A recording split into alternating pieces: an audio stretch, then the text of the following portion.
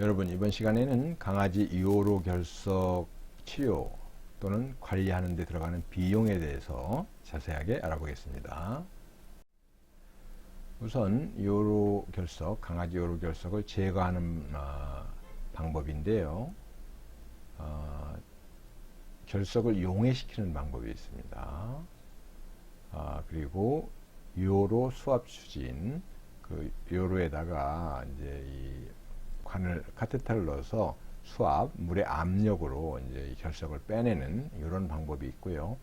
그 다음에 외부에서 또는 요로에 뭐 카테터 같은 걸 집어넣어 가지고 어떤 이 고주파 뭐 이런 걸 이용해 가지고 결석을 잘게 부순 다음 빼내는 이런 파쇄법이 있습니다.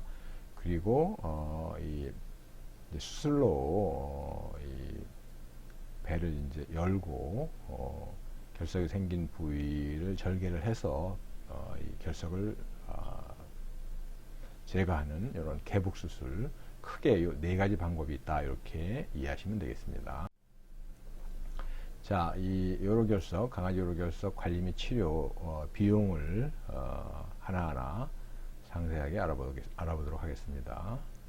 우선 이제 이 수술이 가장 완벽한 결석의 제거 방법이기 때문에 수술 전 또 수술 후 이렇게 이제 비용을 알아보는 것이 타당할 것 같습니다.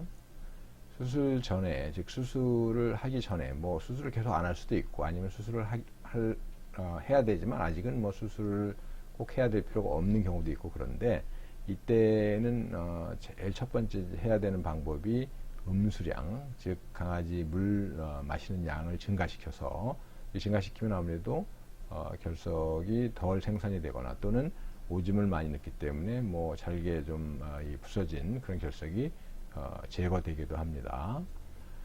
그래서 음수량을 증가시키는 것이 가장 쉽고 또 첫 번째 이제 취해야 되는 그런 방법이고요.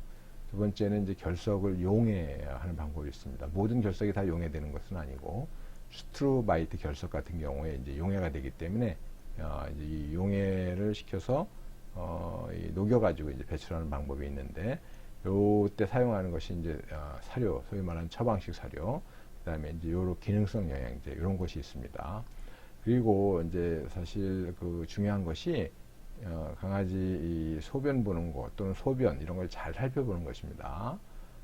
그리고 주기적으로 동물병원에 가서 엑스레이나 초음파 이런 것 등을 통한 검사로 결석이 어떻게 되고 있는지 이런 거를 살펴보는 것이 수술 전에 해야 되는 방법이고 또 들어가는 비용인데, 사실 사료나 영양제는 뭐 이렇게 크게 비용적으로 부담이 되는 것은 아닙니다. 그 다음에 이제 수술 또는 시술, 뭐 꼭 배를 가르는 것뿐만이 아니라 이제 뭐 카테터나 이런 걸 이용하는 이제 시술도 있고 수술도 있고, 그런데 아까 말씀드렸지만 수압 추진, 쇠석, 그 다음에 이제 배를 갈라서 개복 수술을 통한 수술로 제거하는 이런 방법이 여기에 포함이 되고요. 그 다음에 이제 수술 후에도 이게 재발이 잘 되기 때문에 관리를 잘 해줘야 되는데요. 우선 이제 결석을 제거한 다음에 이게 종류가 정확히 뭔지를 파악하는 것이 중요하기 때문에 분석기관에 보내서 결석의 종류를 분석을 해볼 필요가 있습니다. 그리고 종류별로 관리법이 다릅니다. 그래서 종류별로 적절한 관리법을 선택해서 수술 후에도 관리를 해줘야 하고요. 음수량은 뭐 꾸준히 증가를 시켜야 됩니다.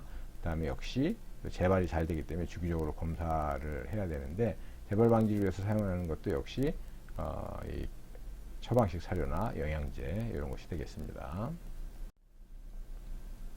자, 우선 이제 제일 이 쉬운 방법이 용해나 또 이제 생성을 억제하는 방법인데요.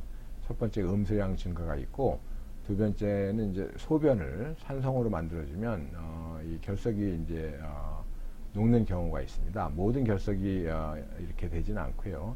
슈트루바이트 결석은 이게 가능합니다. 그래서 이때 사용하는 것은 처방식 사료 또는 요로 영양제, 요 닥터엠 유리나리 같은 그런 이제 요로 영양제를 사용하면 이 슈트루바이트 결석을 녹일 수가 있습니다. 그래서 완전히 배출은 안 되겠지만